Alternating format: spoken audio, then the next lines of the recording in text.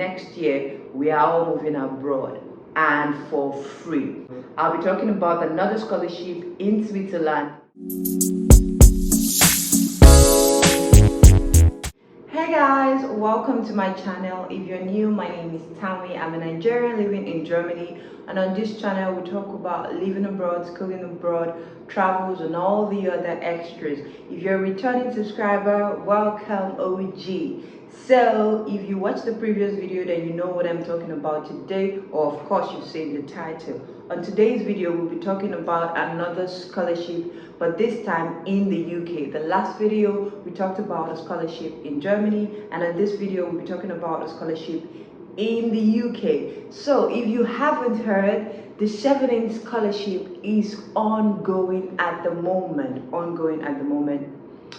You get my point. It's ongoing, guys, and this scholarship is for people from pretty much third world countries again, Nigeria, Kenya, like African countries mostly, because I'm focusing on African countries because those are the people that I've seen that are my major audience on this channel. So that's what I'm focusing on today. So I'm going to be telling you what the Chevening Scholarship covers and what the requirements are for you to be eligible for this scholarship. So if this is something that you want to hear, or this is something you're interested in, get your popcorn, or preferably get your notepad so you can take down stuff, and let's get this video rolling. So number one of the major requirements for the Chevening Scholarship is that you should be from a Chevening eligible country or territory. So what this means is you should be from an African country, example Nigeria, Kenya, Ghana. These are the people that are eligible. So before you even start, I would advise you to go on Google, search Chevening eligible countries, and see if your country is on the list. So you don't even waste your time to start if your country isn't on the list.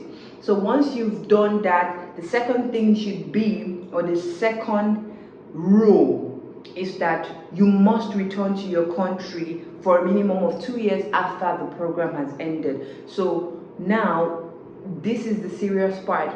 Do you intend to move to your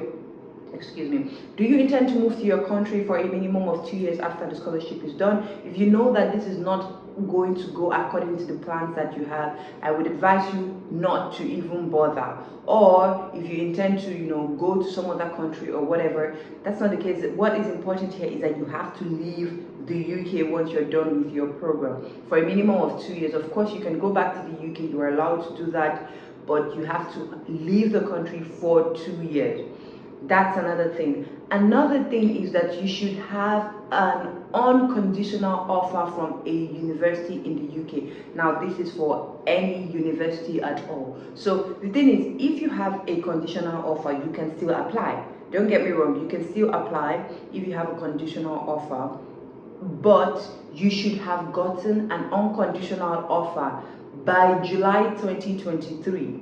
So you have to have submitted the unconditional offer by this time, of course, so that you can be fully confirmed as a scholarship holder. But during the process, of course, for you to still remain in the process, you have to submit an admission letter. It could be conditional.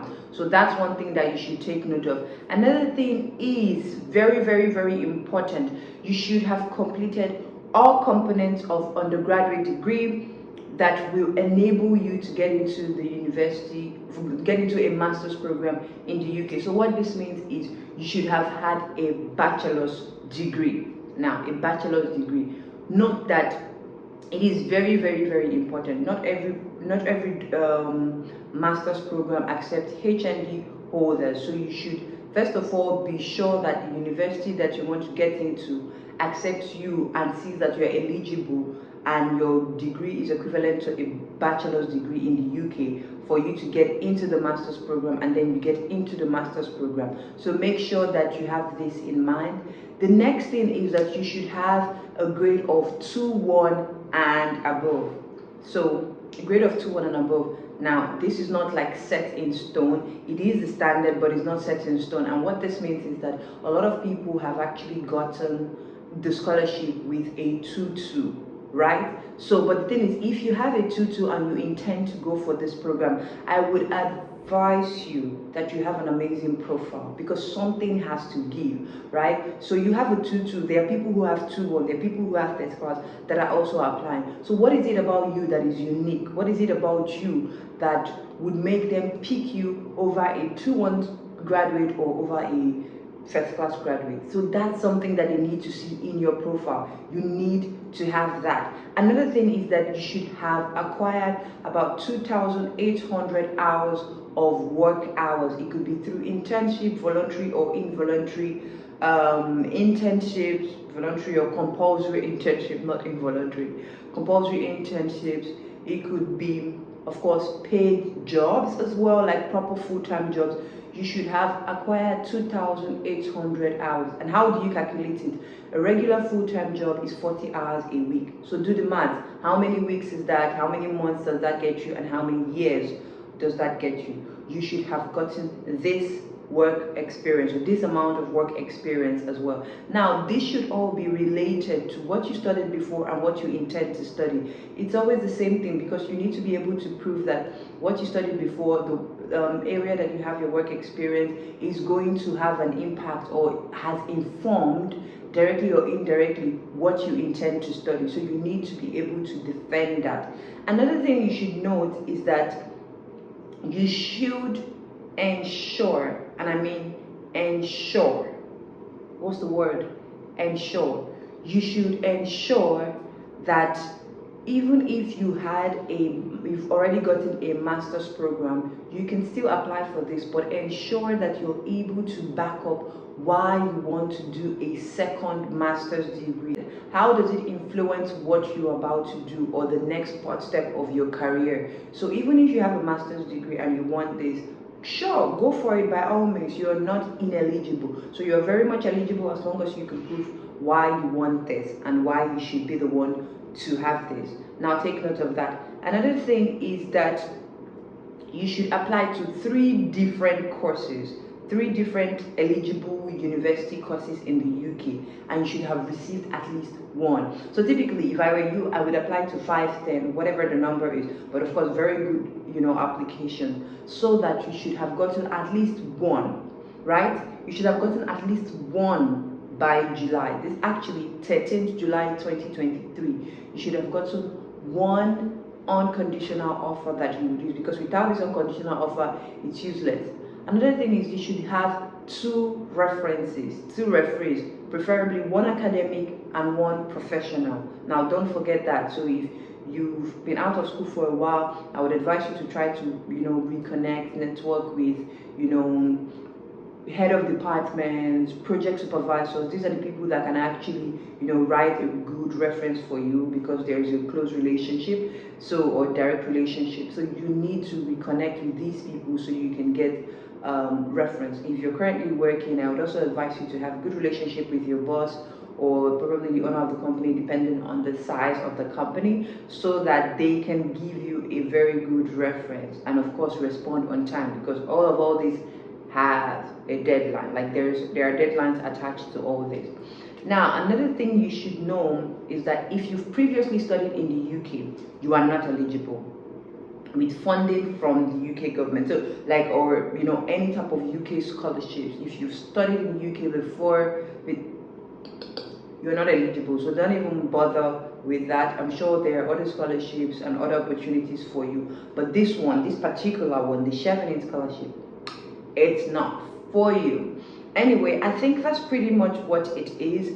The application started on the 2nd of August and will be running up until November. Let me check.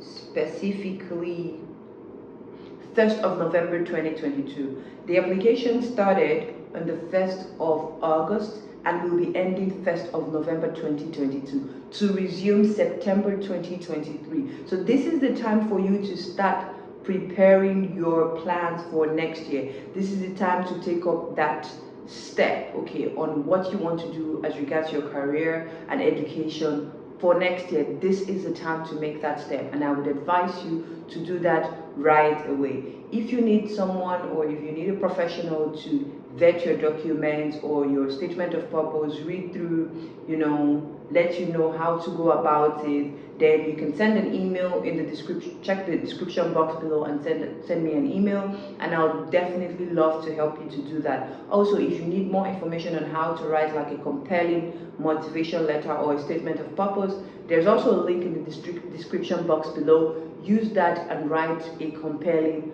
statement of purpose. Now note that this is what they get to read before they meet you. This is what they get to see before they know who you are, where you're coming from, and all that. So you should be able to sell yourself. This is like a sales pitch. Be able to sell yourself, your leadership skills, your networking skills. These are things that they look out for, and your academic prowess and potential.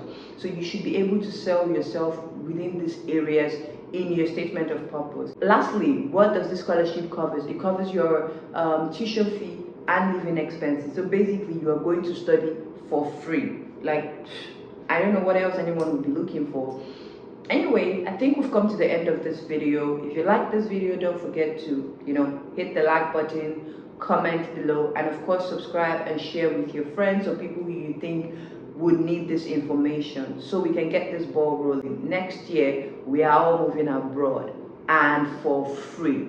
Anyway, that's all that I have for you in this video. I'll be talking about another scholarship in Switzerland in the next video, so stay tuned. Bye.